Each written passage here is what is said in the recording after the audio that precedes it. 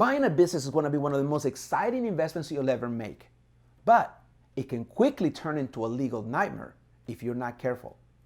Now, in this video, I'm going to go over the crucial steps you must follow yourself if you're a buyer looking to buy a business. Whether you're a seasoned investor or a newbie, understanding the legal due diligence piece is crucial for you buying a business so you can end up really keeping every dollar you make. Let's get to it.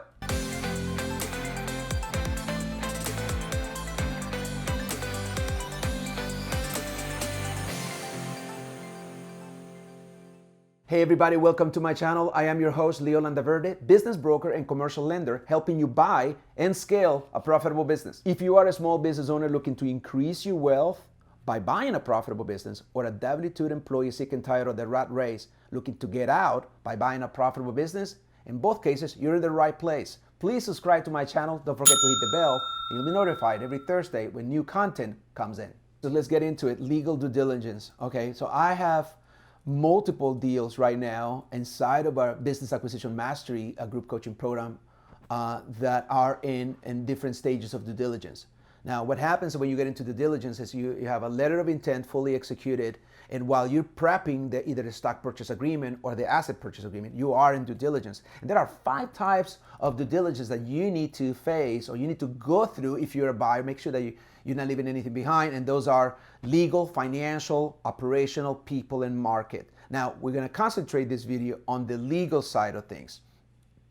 So, why legal due diligence?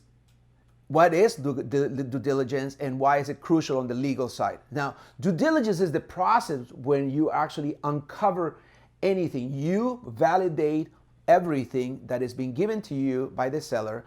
I am assuming that you're looking at all the legal documents, vendor contracts, customer contracts, any type of agreement, anything that is signed on behalf of the business.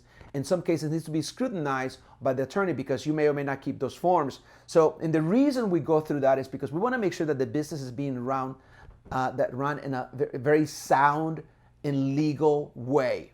So the things that we need to hire an attorney for is because there are tools and access to software that you as a buyer or even me as a broker don't have access to, because that's not our purview. That's not what we do. We're not attorneys. So, for instance, there are things like pending lawsuits, legal database research, only attorneys have access to, UCC filings, legal dirt. All of those things are, through working with an attorney, they're going to be able to figure out what is actually coming up that may not be public knowledge yet. So only attorneys with attorney law firms to law firms, sometimes they know things that are coming. Pending lawsuits may or may not have to be disclosed to the public until they actually become public. And some things are actually kept under wraps. So all of those things for a business, and the longer the business has been around, the more potential for things to happen. Now, it doesn't affect you as much if you're actually buying the assets of the business, but if you're buying the stock of the business, that is kind of a big deal. Now, there are other aspects that an M&A attorney will be looking into. And of course, the more they get involved, the more it's going to cost you. So choose carefully, but could be labor law issues. Now, if you're in states like California, New York, Washington, and a bunch of other states where there's a heavy labor litigation, you want to make sure that the business is run properly with all of the forms, that there are no labor law commissioner issues. So, if you're hiring an M&A attorney, they may actually recommend a labor law attorney to look at. If you have a business that you're buying that has 100 employees, I guarantee you that it's going to be issues there that you might want to look into, because you're going to inherit those employees. And we're talking about workers' comp issues or workers' comp litigation and things like that. Legal settlements that have happened with the business. Labor contracts. Now, a lot of businesses are not under union contracts, but some are. Now, if you're in an industry like construction and some of the trades, there may be unions involved, and there may be collective bargaining agreements that are in place. Though if you're hiring if you're buying the assets of the business, well, the employees come with the business, and you're going to have to offer them an employment agreement. So if there is a collective bargaining agreement, a CBA in place, where there is union and union dues involved, well, you need to tread very carefully. Now, all can be resolved, but you need to go eyes wide open, and that's where you need an attorney on your side. warranty reviews. So if you're into a product manufacturing or some type of light or complex manufacturing, what warranties are they being provided to the end user, and if so, is any litigation that has come out of product defect or anything. Speaking of product defects and such, now a business that is running well should have adequate insurance plus umbrella insurance to make sure everything is running the way it should, because the thing is risk and cash. Now, if you get attacked with a lawsuit, then it's going to deplete cash. So you need to have enough insurance so you don't deplete your cash, which means you have to have good standard operating procedures built around every area of risk for the business, which an attorney can help guide you through that process. All right, so that's the importance of legal due diligence. Now let's talk about key legal documents in a business transaction and a mergers and acquisition on a buy. If you are the buyer buying the business, I'm going to give you a list of a bunch of documents that you're probably going to have your attorney look through. First and foremost, the asset purchase agreement or a stock purchase agreement. So this topic comes up a lot. People email me, well, I'm looking at a business. Should I do stock? Should I do assets? Now, from a tax and I'm not giving you tax advice in this video, but from a tax perspective, there is benefits that the sellers will have by selling you the stock versus the assets. Now, the stock sale benefits the seller, while the asset sale benefits the buyer, because you get those depreciable assets. You get to step up basis and you get to depreciate them yourself. Not so with a stock sale, unless there are provisions and sections of the IRS code that may benefit you if you must buy the stock. But with buying the stock comes more warranties and provisions and unknown liabilities, which is I always favor asset versus a stock sale. But sometimes, to be competitive on a hotly contested business, you may have no choice but to go with what the seller wants. So if the seller is looking at two offers and they want a stock sale, and you come up and a competitor comes with a stock sale and you come with an asset sale, you're probably going to have a chance to earn the business or actually get the deal under contract, which is ultimately what you want. So you must be able to concede on some things, including stock versus asset. Now, there are other documents. Think of the purchase agreement as the leading document. Are you stuck in trying to figure out how to get a business acquisition done? Now, having had hundreds of discovery calls with buyers, I can tell you that the problems and the challenges are pretty much the same across the board if you haven't bought a business before. So trying to figure out when to talk to the SBA lender, when to place your collateral, do you have enough FICO, down payment, seller financing, standby options, types of industries, buy box, and all of it could be complicated, and it is if you haven't done it before. But if you want to buy a business this year, I would love to help you in your journey. I have closed over $100 million worth of acquisitions, helping students get to the next level of their lives by buying a proper business. So if you have any questions or any comments, or want to just connect with me and have a one-on-one call, I will do a complimentary call. All you have to do is click on the link below to apply, or drop me a comment and my team will get in touch with you. Thank you so much for watching my videos. And underneath it, there are going to be other documents that are subject or being pointed to through the purchase agreement. And those are a new lease or the lease continuations. Sometimes sellers or the landlords, which can also kill the deal, landlords will want the buyer to assume a lease that has been in place on a 3-year, 3 of a 10-year, 5-year, and a 5-year option.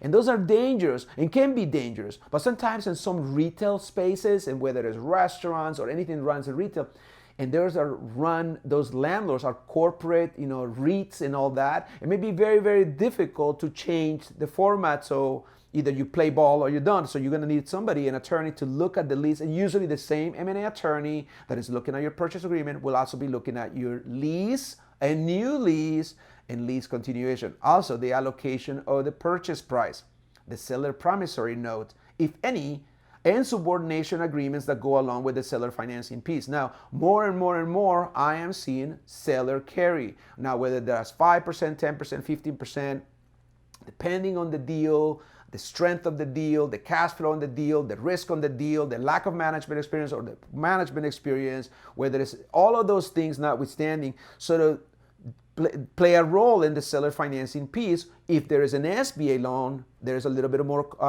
complications because the lender is going to want to have first right on all the liens on the assets of the business. Then they will file UCC positions in first position. But what happens to the seller note? It comes in second position. Very much like a first mortgage and a second mortgage. The first mortgage will have first rights to the property where the lien is sitting on. Same thing with a seller note.